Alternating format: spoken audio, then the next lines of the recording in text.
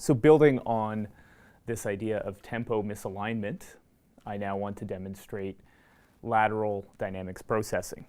That's where you trigger dynamic changes in one instrument through the inputs of another. In this case, we have the kick drum reducing the volume, essentially, or every time the kick drum sounds, it reduces the volume in another instrument. I'm going to begin with the crackle sound that you hear in Lonesome Somedays. To isolate that sound, it's like this. And you'll notice right now, even though the crackle is the only sound occurring, the compressor is engaging sort of seemingly at random. Well, it's not at random. It's in conjunction with the kick drum. I'm going to move those things together so you can see them.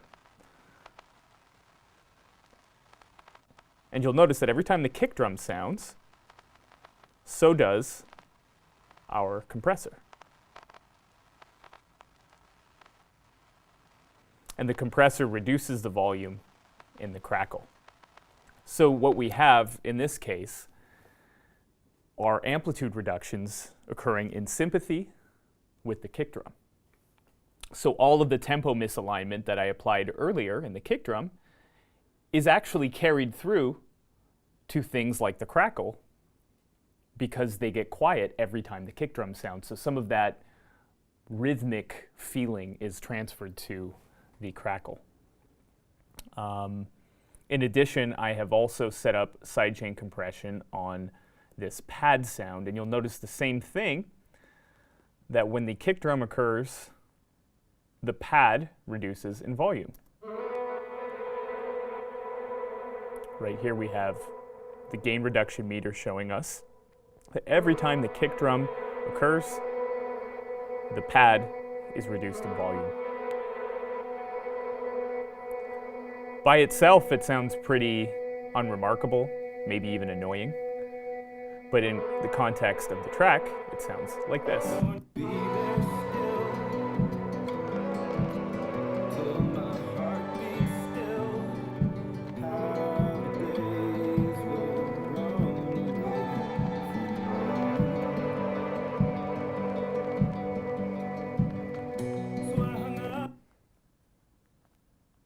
And the end result there is you get a bit of a pumping sound in the affected instrument. In other words, you get a pumping sound in the instrument where the sidechain compression has been applied.